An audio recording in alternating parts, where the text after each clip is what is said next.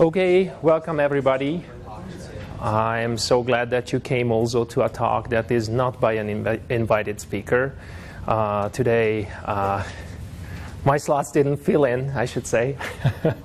And I thought, well, I should also take a chance and give a presentation. And so I'm Robert Powell, if there is someone who didn't know that. And I am faculty here at the Department of Biology. And I'm mainly doing restoration ecology, or ecological restoration here. And I'm from Hungary originally, and I came to Butte in October 2015. And ever since, I just keep learning about the restoration here in Butte, and I try to really put things into action. And today, I will be giving you a kind of an overview what my idea is about restoration of the Butte Hill. And because I'm a plant ecologist mainly, and I'm working mainly with plants and ecological approaches, so I thought I will focus today mainly on how to apply the natural processes for the restoration here in Butte. And so I will begin. I hope this works.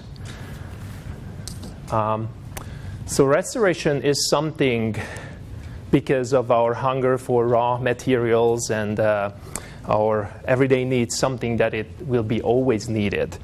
And it's not just mining that needs restoration. If we think of our everyday life, we need to eat. Our population is just growing really significantly day by day. We need to convert habitats to crops, and we need to feed those hungry mouths every day. And basically all those services that were here in these habitats before are lost. And I should say those goods and services are lost, and we need to replace them somehow, and restoration is really handy in that aspect.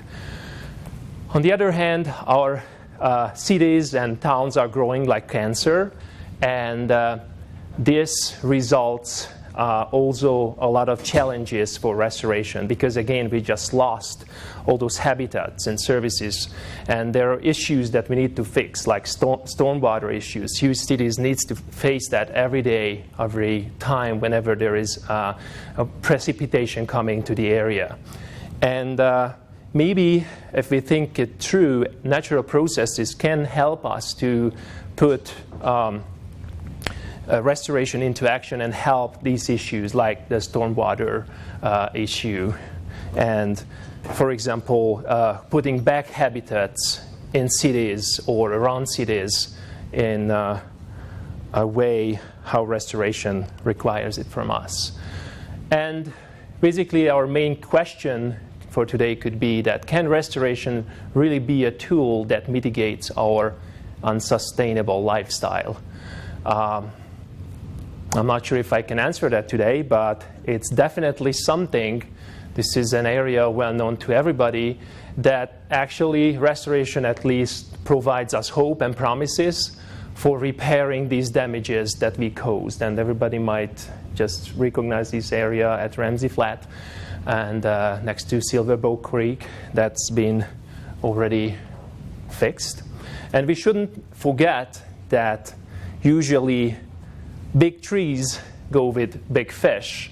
So thanks for Mark Mariano. He let me catch a huge fish up at Georgetown. And this is something that might not be that relevant here in Butte, because if we think back of historical aspects, there might not have been huge trees like in the sequoias up here, but this is kind of a trend. Good to keep in mind. I'd like to start my presentation, if I talk about restoration, to just clarify the term, what really ecological restoration means, because we actually need to put it into that aspect. So ecological restoration is the process of assisting the recovery of an ecosystem that has been degraded, damaged, or destroyed. And this is put together by the Society of Ecological Restoration in 2004. And I like to put that in front of my students, what really restoration means. And I ask them first case, what is restoration in your perspective? And basically the most important thing of restoration would be to restore means bring back the original or historic stage that was here before. But we shouldn't forget that restoration is not equaling landscaping. That is something that we need to keep in mind. Although here in Butte, because it has such a specific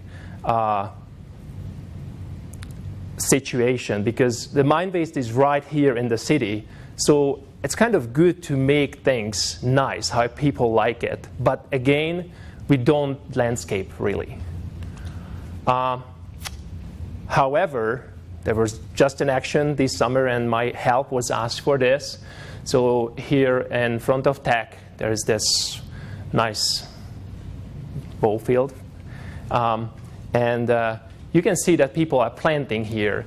And although this is landscaping, but basically the way how we can actually help nature here is to put in native species that are adapted to this environment, attract pollinators, will take over this land here. And for that, we selected a couple of species and with the help of the students, we actually did that in a day. So you can actually involve landscaping in the case of Butte. Butte is just a little point, a little dot on the map, but actually it can serve with really good examples for restoration. Already, I would say, reclamation and restoration, hopefully in the future, and will be something that we can export to other places. Of course, we know that Butte has been a mining town and it has a history over 150 years. And it is actually not just the history of mining, but basically Butte is on the mines. As I said before, it's really important and really unique situation that you can see all the mine waste all over the cities. People just like to go to work from their places, and that was something, again, that probably today wouldn't happen here, at least in the United States. There might be still countries would still do it similarly, but that is something that would be done differently. And after the great mining was done and Butte was considered a Superfund site, traditional reclamation practices were applied, and you can see the Diamond area and the Lexington area, how nicely they basically change from the mine waste to something really pleasing for the eyes. I would say, well, that's a habitat kind of looking thing. And yeah, so these practices were used, and as reclamation's first goal is to keep human health in front. So that is done, that is succeeded, because basically the mine waste that had those concerns, it's covered, and it has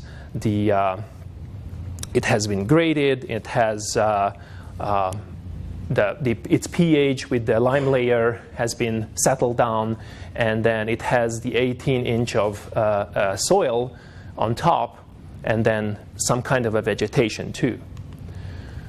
But that kind of reclamation practice, these practices can have some problems if we look at it into the ecological way. So first of all, this is actually at near Anaconda. What is the? That's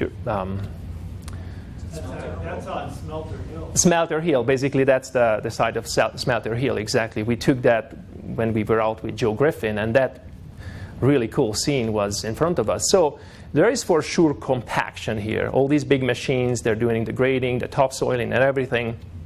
And actually, the soil they're introduced, it's sometimes soil, it's sometimes just dirt from deeper layers, which is actually much better. It's usually lacking of soil biota. That is an important issue for later successional steps. Low in nutrients that can be helped, and low in organic matter. and it has poor physical characteristics. And then the other thing is that many times we just try to put some species on top that is not really tailored there, and we will call them late successional species that require the soil to be treated for them first. So we cannot actually start with, giant sequoia. We need some species for it that would prepare the ground, will actually invite the soil biota, and these species they are called pioneer species. So we need those species to start this successional phase.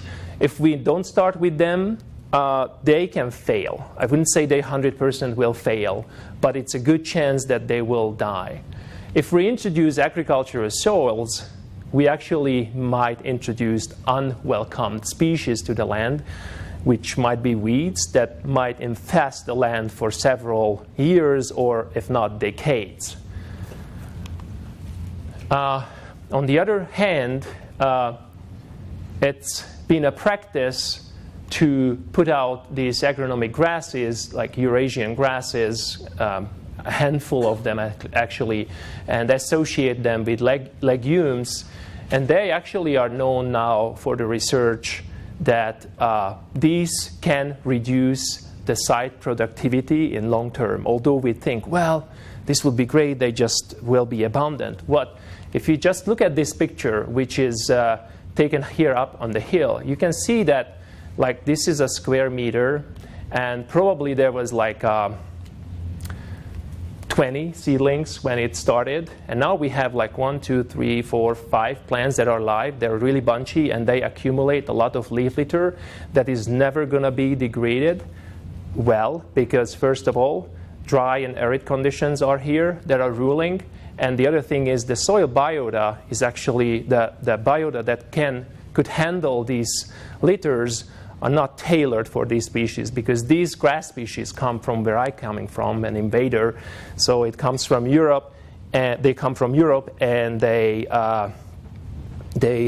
have different chemical compounds that is not familiar for the microbes that can decompose these guys.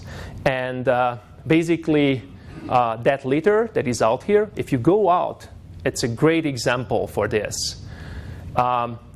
So dense litter can prevent the succession of native species. Just imagine poor native species, if at all, can come in here, even with a seed or anything. How would it go through by this layer?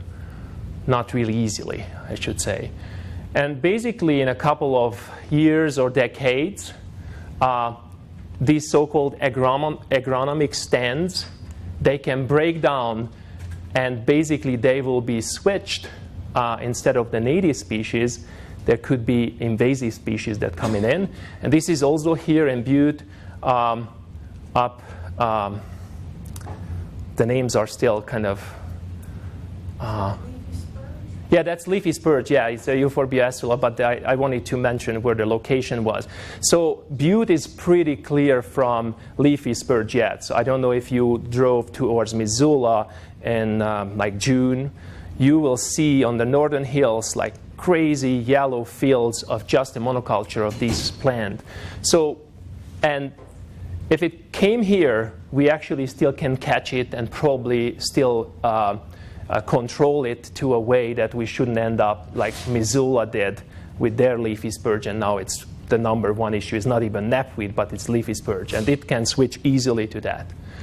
Okay, on the other hand, reclamation is, we should say, not enough, because there are state rules that are adapted to the Superfund situations. The are applicable and relevant appropriate requirements that actually are state regulations, and they're valid. They're very valid to the Superfund sites, and they don't just require some kind of a vegetative cover, but they also require, I will read that, that a diverse, effective, and permanent vegetative cover of the same seasonal variety native to the area of land to be affected should be established. That means that really we need to do restoration. It's not just enough to bring here some Eurasian grasses, but we need to know what existed here before, or we need to collect information on what exists here.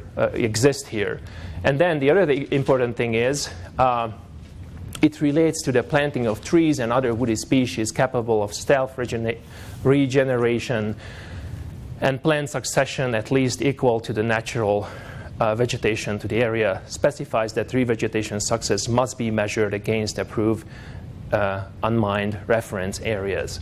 So this is a really strict rule if we consider, even for like somebody to me like, oh, that's going to be really challenging to put something bad that existed here before. And I'm going to show a couple of pictures. So what was here before, and thank you for Norm Daniel and also Pat Cunneen. They helped me out with a couple of pictures from the past. And this is probably one of the first pictures here from Butte from 1975. What was here before? You know, there's just like a couple of handful of houses. You know, first miners came here. It's no way that they actually took down the trees, all the trees that existed here. So probably that was a shortgrass prairie here in the valley at least. And if we look around, we cannot really see what vegetation is up on the hills, but probably similarly, if we look up towards the continental divide, probably some kind of evergreen forest. But we can't tell species composition from here. And there are a couple of records of species, what was here before, but we need a methodology for that to actually sample it right and know exactly what to put back. So this figure is from Karen Elson, and I really like it because it tells us something about restoration which is really crucial. And so basically our idea for restoration would be, well, here is the degraded site. This is the present where we are in Butte. And we should bring this back to the past where it was before. And in the meantime, so many things happened, like climate change, for example. That's one of the really big, important issue. And then instead of bringing it to a future composition, we bring it back.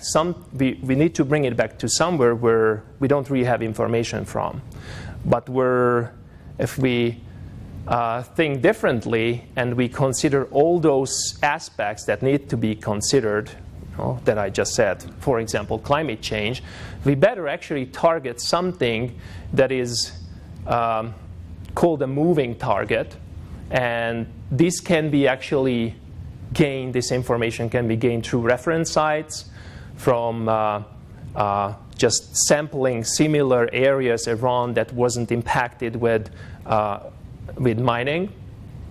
And then we actually can go closer to a goal which is more realistic.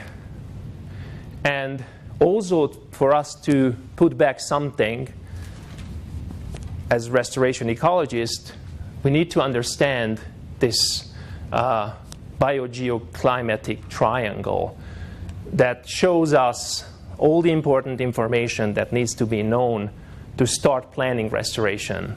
First of all, climate. Microclimate is huge. So of course, you cannot start thinking of, how about bringing some coconut plants? It was just an extreme thing. So we know that here there is winter, strong, long winters. We need to have the microclimatic information and basically that vegetation type that actually is adapted overall to that microclimatic environment. And then the other element would be macroclimate and microclimate. I just pronounced it badly. And then geological elements, bedrock, really crucial. Soils, without soil information, we cannot really plan anything. Different landforms, they're just so different and give us so much information. Glaciers in this part of the world are huge. And then the biological aspects, plants, animals, and people, of course. And then I just put some pictures here for us, because I like pictures a lot. And if we consider again long winters, really crucial. Microclimate, I I'm sorry it's so small, but it's actually featuring different aspects like northern slopes, southern slopes, gullies where trees can or cannot grow. We need to all know that. So there is a reason, also besides forestry activities like logging, that there are trees, mosaics of trees here. There's a good reason for that. There is a good reason for that why there is still snow here and there is no snow up there, and why there are trees there and why they are not over there. And bedrock, just here, a couple of pictures from Butte, landforms, glaciers, that's just what I said. Some of my students back in Hungary digging in a big soil pit to investigate it. Plants are really crucial. Plants not just are here in the landscape, but they also can create different conditions, even can change climate. Just a quick example. So Europe, Central Europe, before the Romans came in and transformed the land and shared information of agriculture, used to be deciduous forest land, and the climate was so different from what it is today. So that forest type actually made a very moderate and very wet climate over there. Now if you come to central of southern Europe, it's all agricultural land, there are grasslands. There never really been really grasslands in Central Europe because it was all forested. That's not something of a successional phase that existed there before. Anyways, so we actually change a lot of things. Plants, just their individuals, can indicate different conditions. They can create conditions. If you look at these gravel bars, and they will just build these islands. Animals, great bison had played such an important role here in the Northwest, probably elk too. And then birds, of course. And then here we are, with all our cities and everything. All starts actually with some kind of a disturbance, either natural or mankind of a disturbance. So this is a picture that I again show to my students, and I don't know if they like it or not. But I always ask it, what is this? And most of the time they, oh yeah, this is a catastrophic event, maybe a volcano. Yes, this is a volcano that actually tore down this area in 1981, Mount St. Helens. And you see that the nature starts to work on whatever was lost here.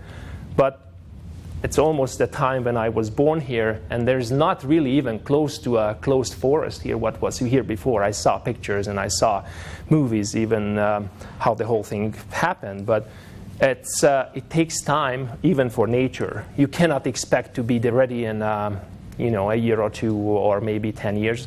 No, that is 30, 40 years. And this is, again, a figure that I just would like to show before we restart. So basically, all what we can see here, if there is disturbance in our ecosystem, the state of the ecosystem will change. And some ecosystems are resistant or resilient to that added disturbance factor. But there is a threshold. If we actually add more disturbance than actually that ecosystem can handle, we will gain an irreversible state. And that's where actually restoration could help to come back or to get closer to what there was before. This is also very important to say. So if we go back 10,000 years, so big part of this place where we are now was glaciated, as far as I know. Am I right? This is a picture that I took from the plane when I was traveling to Butte, and it's Greenland, and it's not green, but it's icy, and these peaks are 2,000-3,000 meter high. It's in meters. I'm very bad in feet. And they're all glaciated. You cannot imagine that there is anything, any kind of a vegetation among that, and it takes thousands of years. If that ice melts from here, just imagine what nature needs to be doing to just get that back to where it was. Glacier National Park. Glaciers are melting, global warming. There's maybe a handful of glaciers left that are still visible and still out there, out of 100-ish. But what I would like to point out here, there are all these features here. If you look at these slopes, they're really similar to something that we need to cope with here in Butte, for example. Of course, it does not have the high acidity, probably, but sometimes these areas can be really acidic. Okay.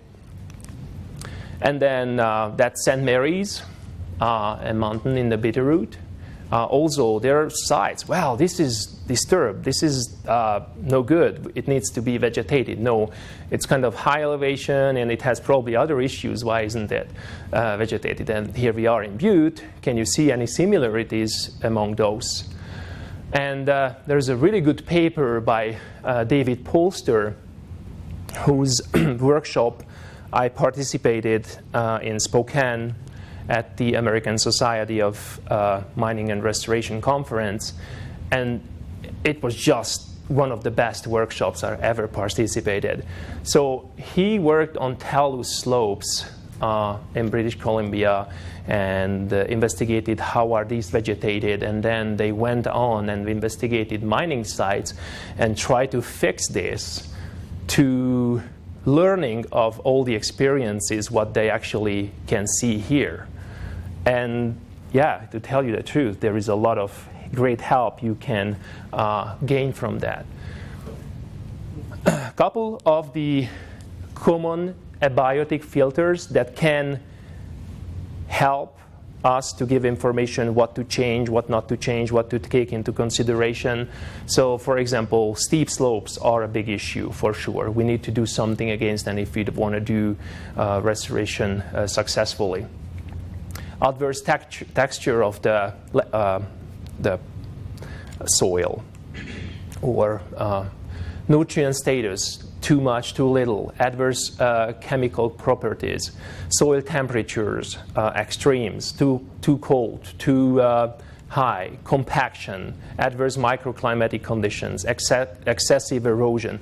That is all out there, and it's happening in nature. It's not unique here. It's actually not at all unique. It's in much bigger scales than its Butte itself. Biotic factors, herbivory, competition, propagule, availability.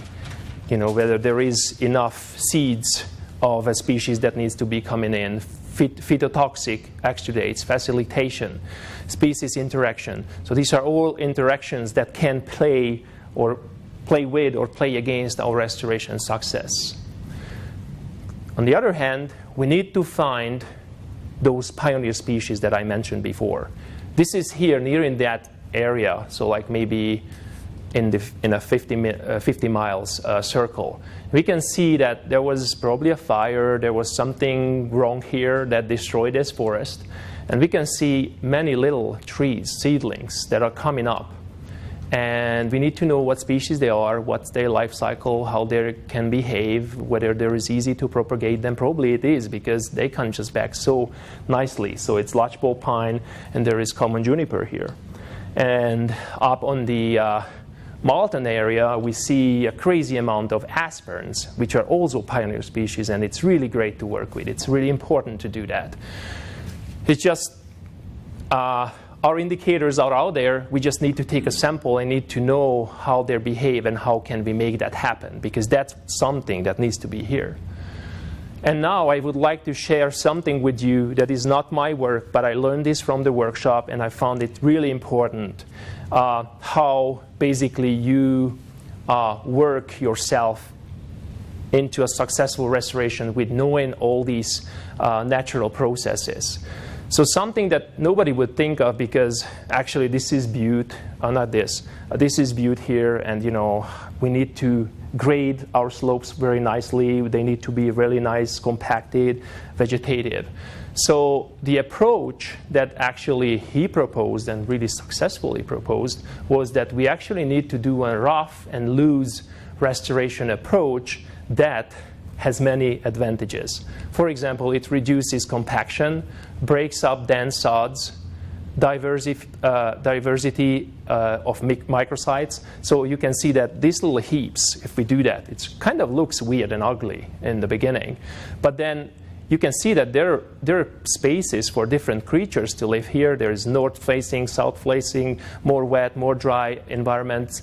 And it actually is a great way to control erosion. And I will actually show his case study. What he does, actually, he plugs in, puts in pioneer species that are from the area. He actually lives in Canada, and but works all over the place. And this is probably some upland willows that he started with, and sometimes alders and other species that are adapted to the environment. And he was involved in a failing slope restoration. It was kind of a reclamation in the beginning. They actually did the traditional reclamation ways, just topsoil the thing and then put vegetation, put grass nicely on that has a nice slope. And then basically it started to fail. It probably has more precipitation than we have here in Butte, but our big summer storms would be able to do that really easily. So that is, again, a picture of shallow-rooted grasses that provide no support for that slope.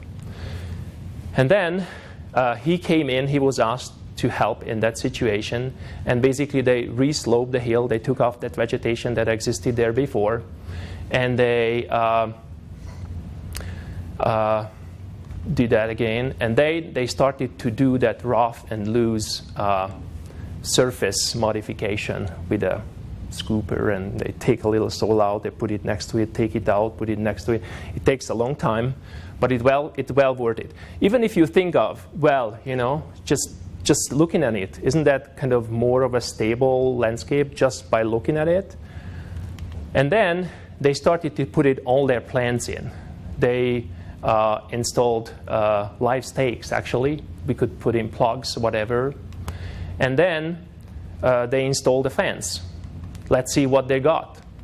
Basically, the next year, it was in 2015, their stakes started to get ready and growing.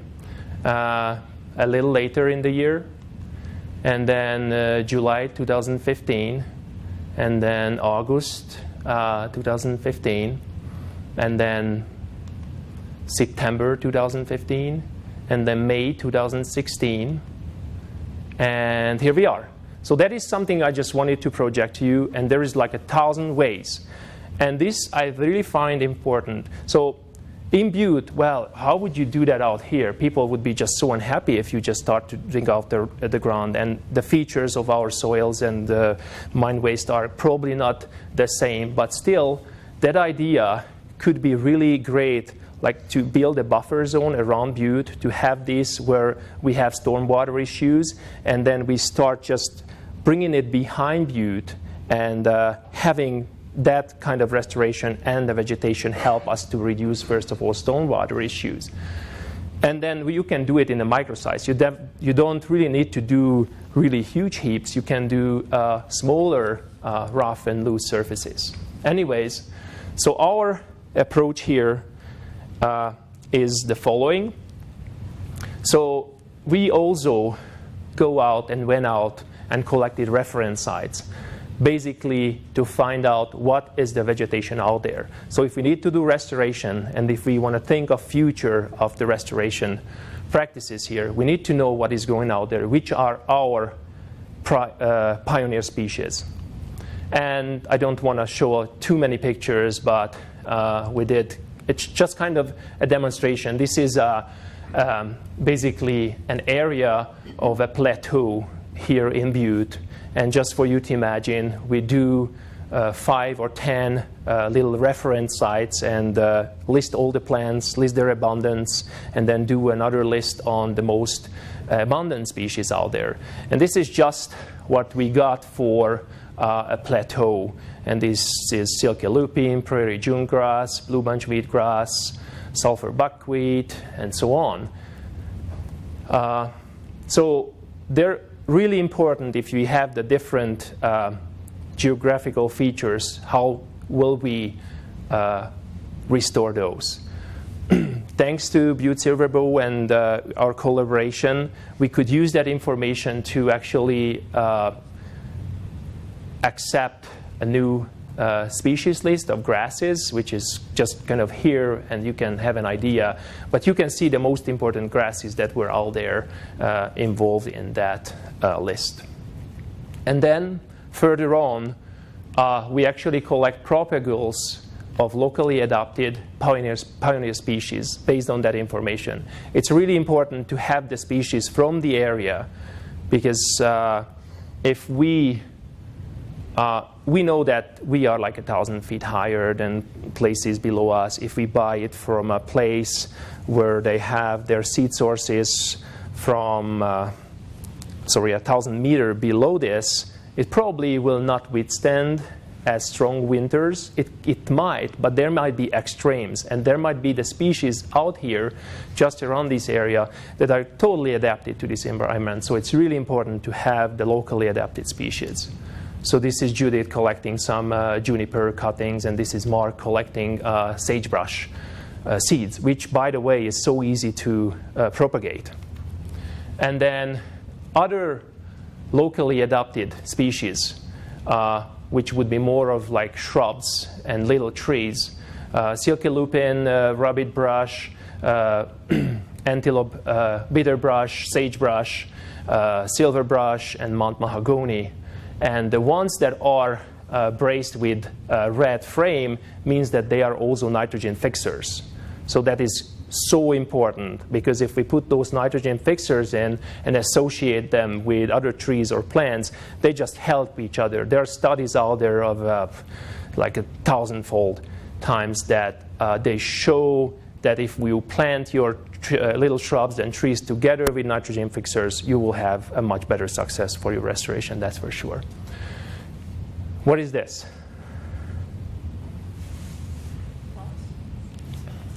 It's kind of February, and therefore it's looking sad, a little greenish or reddish. Is that Juniper? It's creeping juniper.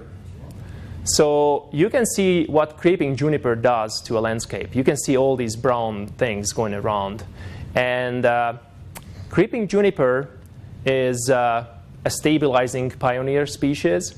So if we have a lot of them, it stabilizes, first of all, surfaces. And on the other hand, it's also a nurse plant for later successional species. So if we have that plant successfully established, we can expect other species to come, or we will have a much better choice, a much better chance to actually plant these trees in. This is limber pine, but just as well we could put in lodgepoles and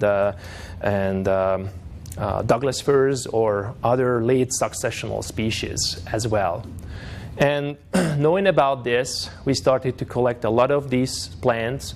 I should say we collected thousands and thousands already, and we have close to 1,000 ready to outplant.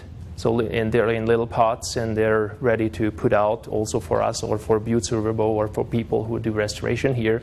And if we would like to do that, we actually hopefully find good ways to mass propagate these species better. And then there are other species you wouldn't even think, well, are they really great and good pioneer species, easy to propagate?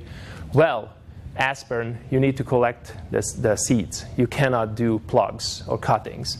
But then you could do upland willows that can tolerate drier conditions, and balsam poplars. I will show you a couple of pictures later on. And I would like to now show a little overview of the work that was done here before. And the Native Plant Project had this idea of having these dispersal islands, which I think it's a really good idea. So having known, here's our mine waste, and we have the 18-inch cap, and basically the idea is that we have this dispersal island where we put a ton of species, good species that can propagate from there, and we accept them to actually take over the land. And we actually did a little study how that works here in this area. They did seed, there were sods, and containers were planted out, and we wanted to see how seeding, how the sods and the dispersal islands with containers work. And we asked a couple of questions. How is the survival rate of the plants? Because if they survive, it's good. How far did plants spread out of the dispersal islands? So if they spread out far, that means good to us. And is it really effective? So we did that monitoring program and tried to figure out, this is kind of the center of the established island in the middle of a Eurasian grass area. And basically we went out 25 meters to one direction, 25 to the other direction. I mean, each cardinal directions were taken, and we did a 1 by 1 meter plot. And in the end, we actually ended up with thousands of little plots that were made us able to evaluate how successful that approach is. So there is Judith kind of sitting approximately in the middle of the quadrate, and you can see that 25-meter long thing. And these are the little quadrates that we just swapped, and we actually listed whatever was in there. Sometimes there was like just really barren areas. Somewhere there were lots of Eurasian grasses. Somewhere we had trees all over. Somewhere he had really great side stands of native plants. And here is what we found. So this is the survival rate of the plants. And in the containers, what were put out in containers, 81% of them survived. The sods, 36% of them, and the seeding made us 26% of a success rate. And here is how far those plants, this is really just interpolation, really easy interpretation of the results. So basically you can imagine this is the center of the quadrate, and then we went out that 25 meters. And you can see a really sharp drop of species. So we started around 12 species average and then went down to 4-ish, which is not really good. And there were some species from the middle of the islands that actually went out further, for example, Lewis flax and Holboil's rockgrass, but most of them didn't. So as for species, there were 30 sites that we actually surveyed, and basically 172 total species were found in them. 67 were exotic, means not native to North America, and 105 were native to America. But I must conclude that basically 5 Eurasian grasses gave at least 48% of the total cover. And they were the following: it's crested wheatgrass, smooth brome, sheep fescue, red fescue, and Kentucky bluegrass. And you can see how a crested wheatgrass area looks like. And so I would say that approach with the dispersal islands was really a great idea. But we had an enemy now there. And it was kind of Joe's presentations when he said for the pirate that enemy number 1 would be the pirate, which makes everything acidic. Here, basically, actually, these grasses, and mainly crested wheatgrass, can be responsible for that our species cannot really go out further from those areas. So here is crested wheatgrass when it's young, and here it's when it's older. And you can see the bunches again, as I said, they grow older. One plant like this can live up till 40 years. And in between, there is a lot of leaf litter. Mark Mariano, my grad student, he started to work on this topic, and he measured the average depth of the leaf litter, and he found around 7 centimeters of the litter. And we tried to set up a greenhouse experiment whether this leaf litter really is a physical barrier, first of all, for our plants to spread. And so this is just part of the experiment, and we have a 7 centimeter of a litter, and then we have soil kind of imitating what's outside. And then we actually had different size seeds thrown into the pots, and basically waited for a couple of weeks and months, and basically all what came up, guess what, was crested wheatgrass. A couple of them actually germinated, succeeded to germinate. But then Mark actually is not only working on how the depth of that leaf litter influences, but whether its allelopathic features has an influence and so on. So again, another results of that monitoring was that if we actually start from the zero, from the center of our quadrates, and go out to that 25 meters, there is an increase of the litter cover of leaf litter cover. We don't really, it's not species specific, but it's mainly, as I said, those 5 species. That might not just be crested wheatgrass, it might be also smooth brome or sheep fescue or something. It's just how much ever percentage was covered by litter in the quadrates. But it's kind of showing a trend.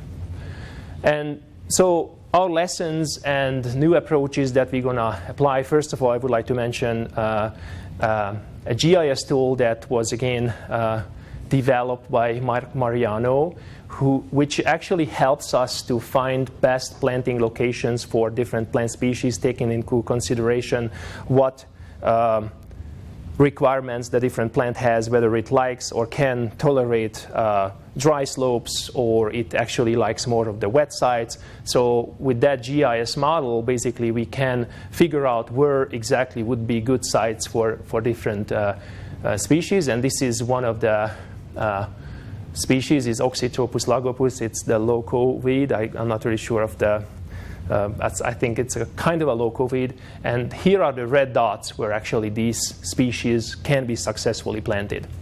And then the other thing is we need to find a way to knock back Eurasian grasses. I wouldn't say we should start everything and actually dig up everything and do those heaps and the loose and rough surfaces, because that's not feasible here. I don't think anybody would pay for that or would do that. But we need to find ways, if we really want to do restoration, that one way, knocking them back somehow, or find species that can actually compete with these Eurasian grasses. And this is one trial that was just accidentally created by a July 4 firework, and one of our sites burned down, and Butte Hill asked us whether we'd like to deal with it, and I said, well, sure, yes, this would provide us a really cool opportunity to just test whether we can knock these guys back or not. And then we actually apply different treatments. We actually herbicided, have done nothing, herbicided and rototilled, and only rototilled in the area, and wanted to see what happened. That was last fall, and we just evaluated them. So this is how nicely the plants came back, and different plants came back. We also seeded in. So this is Joao and Natalie working hard on identifying what's in these quadrates. And then we also try to find different methods how to plant without the competition of these Eurasian grasses. And one of them could be create these longer stripes and scoop off, or basically till down the Eurasian grasses. And you can see one of the examples from here. And then another one in the Anselmo area, which is, again, just, that was the same before, and we tried to knock back the grasses and put our plants in, and one of the planting locations. And we also, just at the Travona in the last couple of days, we are trying to really dig hard, because they have like rocks like this big and decomposed granite. We actually can ourselves create these rough and loose surfaces just at the microsite. So we actually take a benefit of these rocks. It's really hard. So the students and myself, we just really have a lot of pain to do that, but try to do it. And here's one close-up. We actually apply biosols to enhance vegetational growth. And as I said, we are not afraid of rocks and any other obstacles. They can create these little microsites to us. So this is a sagebrush with a rock that is shading it from the southwest, which is really good for a young plant. And here is Mark, how he creates this rough and loose surfaces at the area, and how we destroyed a drill in an hour. And we actually focus a lot on using a lot more woody species, shrubs and trees, because they could be another way how to actually outcompete the crested wheatgrass. So by having a lot of pioneer plants put into that system, we really are hoping that they can change it. So not taking the whole thing off, but actually applying another plant to fight that situation. And here is Jared and Rachel, our new students, collecting 5,000 little cones, which has 1 million of seeds, and easy to work with. Here's Raylene helping us collecting an upland situation poplar, a cottonwood, which we're going to propagate next year. And we actually already have a lot of little plants that are not just pretty plants like native forbs, but we have a lot of shrubs and trees that hopefully can take up the competition. And we are also focusing on applying some of the like the forest sources for birds and other animals. And this waxwing just takes benefit of the chokecherry, or they can take benefit of the mountain ash, and they can propagate it just by themselves. So they pooping it out in thousandfolds. So it's great if we actually invite these guys to help us with planting in plants that they like. And this is my last slide, and I'm sorry if I was a couple of minutes longer. So in our approach, it is really important to not just do our job. So we are planning, but in the meantime, even when we are planning, we are having conversations with colleagues from the Butte Hill, from other agencies, from experts in restoration ecology, and try to modify our plans if it's necessary in the beginning, but then do it. And then when we did it, we need to evaluate it. We need to monitor it. And if our results show, well, there is something that needs to be changed, modified, basically we can adjust it. And that is really an important circle that we need to keep in mind. It's called the adaptive management cycle. And that's what I wanted to tell you today. And in the end, I would like to thank to our colleagues, our students, and so many agencies that I probably couldn't list here, who were just great helps for us. And I would like to thank you for your attention. Thank you.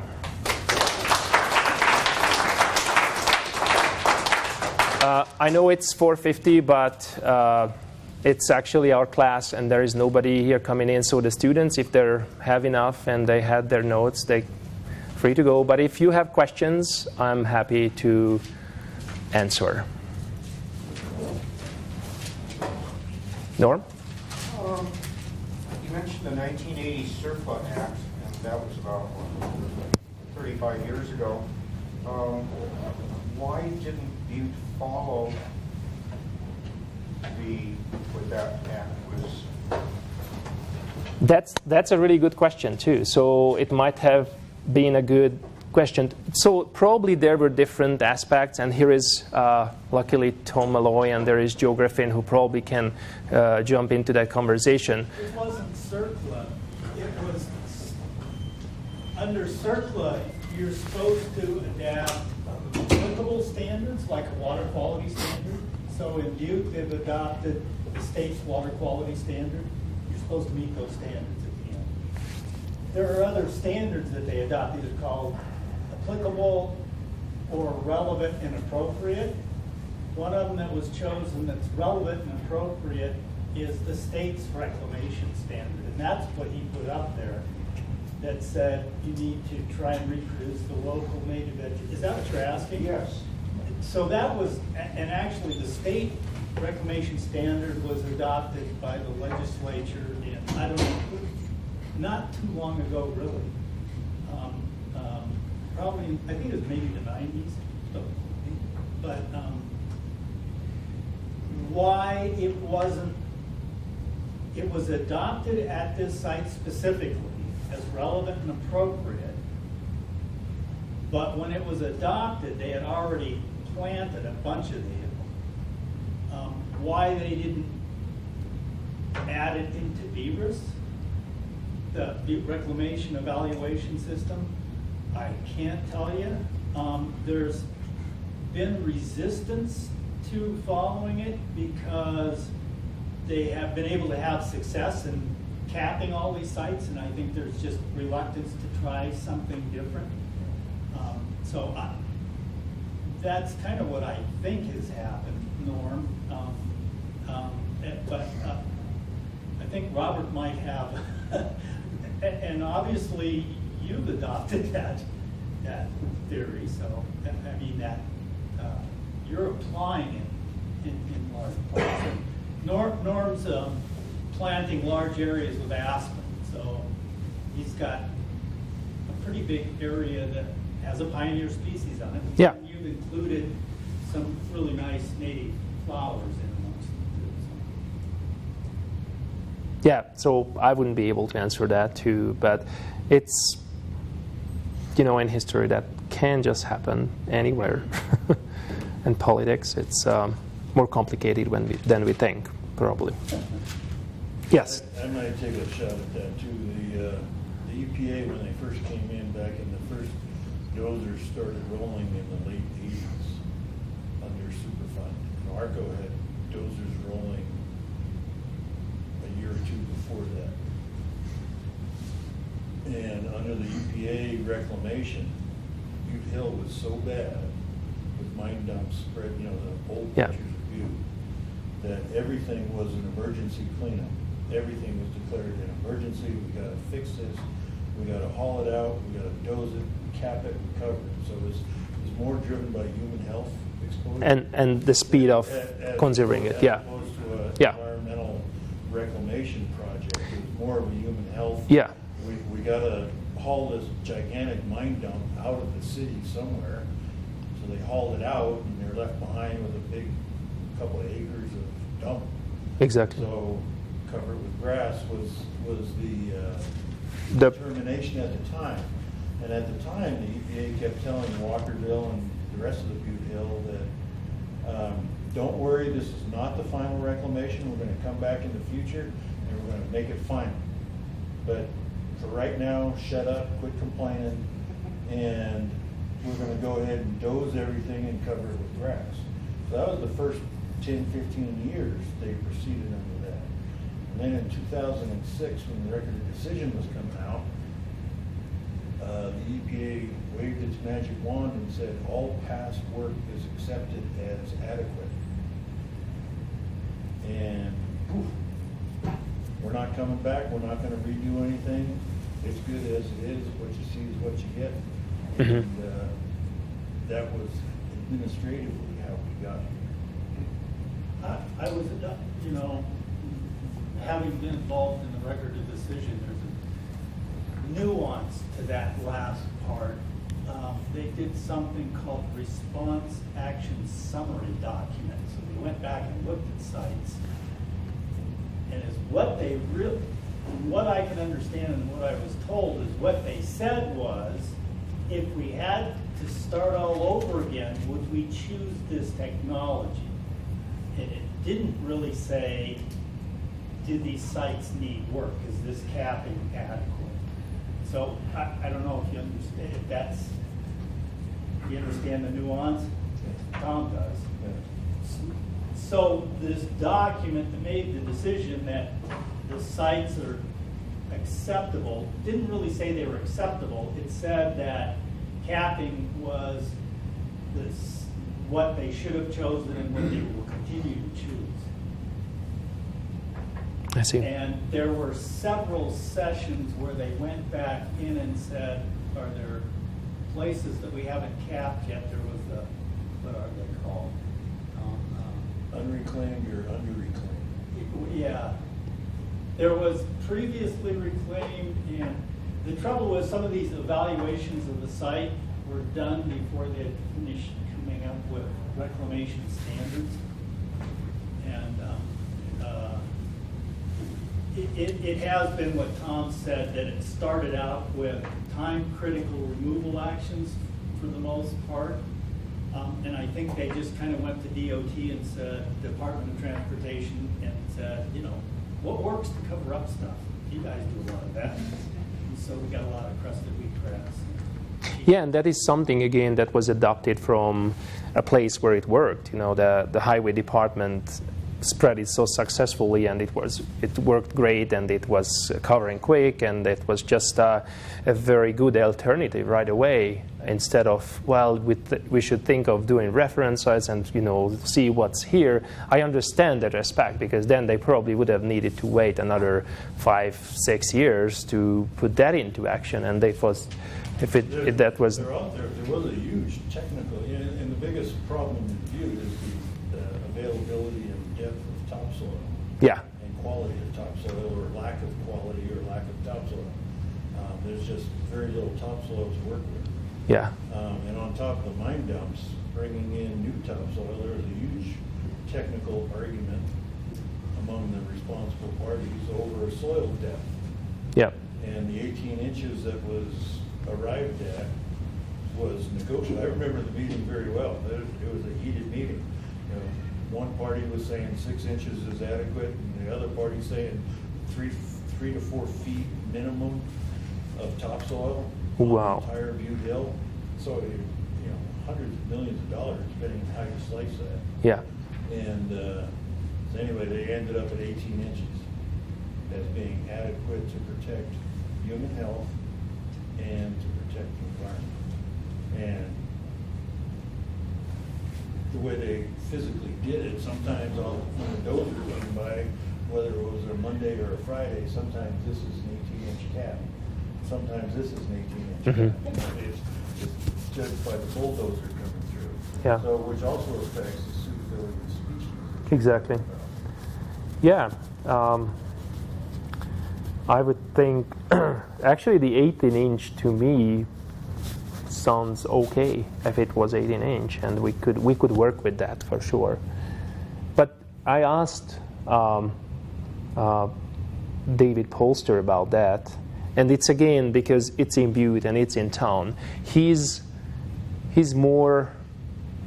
not as much concerned of the soil quality is good for the plants or not. He's sure it would be. So the plants would make it there if we could make good features to them. But he's not really happy with the idea actually to cover it really a lot, because he actually worked also in copper mining sites, but they were out in the middle of nowhere. So it didn't really matter if, you know, like we have some precipitation that swipes out the town with, you know, highly contaminated water, or it's dust that's coming up. So he had great success with just kind of neutralizing the surface and then having that rough and loose techniques, and then bringing plant material in, like branches and everything, huge amount, and then they started to put. What's your size for you to try that on? Yeah. Yeah, I like that. Look good. Let's try that. Yeah. So it would be, Mark wanted to say something. I think it would be something well worth to try. Mark? So I'm always dicking around in the Clarkport, for various reasons, and I've been with their approach down there, and whoever is the manager down there must have been at the same seminar. Okay. Because all of a sudden, last week, in between the crossover bridge and Perkins Lane, there was a field that looked just like that. Okay. When I saw your sign, I was like, whoa, that's what the Clarkport. That's it. Down by Warm Springs? Yeah, in the North Springs. Where they're still working. Well, they you know, in stream reclamation, that's very common. Is, you know, and I've talked to people, it's hard to get a dozer operator not to make a smooth surface. And they have to go, no, leave it rough. We want the track marks in there, and we want, you know, Yes.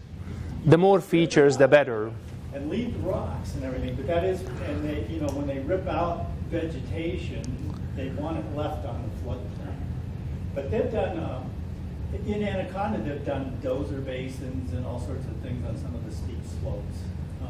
Remember when we went out and looked at Cabbage Gulch? Yes. They put woody debris out. And Exactly. made trenches going across and tried all sorts of things to rough up the surface. Really, there is a million ways that you can adopt onto such restoration. It's basically, again, the problem is that we are in a city and we actually need to work in collaboration, whoever lives here. One of the problems here too is the expectation that it'll look good next year. Some of these things might take 3 to 5 years to Yep. really get established. That's kind of a cultural thing I think you're gonna figure out how to overcome. Thank you, Joe. Any more questions or comments? Thank you for coming, and I hope we all benefited. Thanks.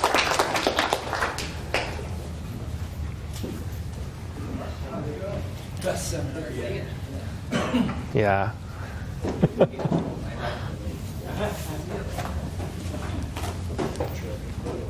Grant wanted me to tell you that he wanted to come, but he couldn't because he had another meeting he had to go to. Tell him thank you for the little thing, the red thing, the key finder. Will it work? Is it going to work? I didn't have time to unpack it, but Glenn told me about it last time, and I will send him an email about Has thanking him. those on all his stuff. Yeah, that's He great. just upgraded to a different one, and so the company has sent him.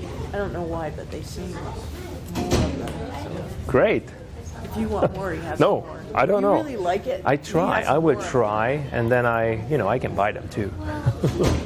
He loses his keys all the time. And then So he finds he it? just pushes the button on one of them. You can push the button on one, and it'll find all your other keys. They'll make a noise. And Wow. You can hear where they are in the house.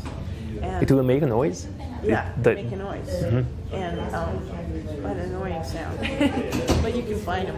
Cool, cool. But the one he has now it's connects with his iPhone, and it'll show you where your keys are on a map. The red ones will make a noise, but the new ones will actually show you on a map. And if there's more people that have this application, this product in your neighborhood, and you lose your phone, I think you can go online and you can find your phone based on its proximity to other people. I see. Wow, that's great. It's really, but the red ones though, they make noise and you can hear where they are. Yeah, that's a good thing. Yeah, sometimes I would put it in my wallet. That's what I always lose.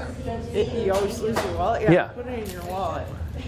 I actually drop it on the street You can and find your wallet with your phone. yeah, nice. I think that way you can turn on the noise with your phone, but you have to get the ones that he has in order to actually have the map that'll show you where it is. Cool. The red ones don't do that; they just make a loud noise. Nice. So weird. Thank you again for him. I'll tell him things, Yeah. but he has more if you like it. I will tell. We'll need to try first. Yeah. Or you're going to want to upgrade to the new ones too. I don't know. I will find out. I just need to turn this off because it's It's still going. yeah. Oh yeah, cut that part. That last part. Trails? Anyway, that was great.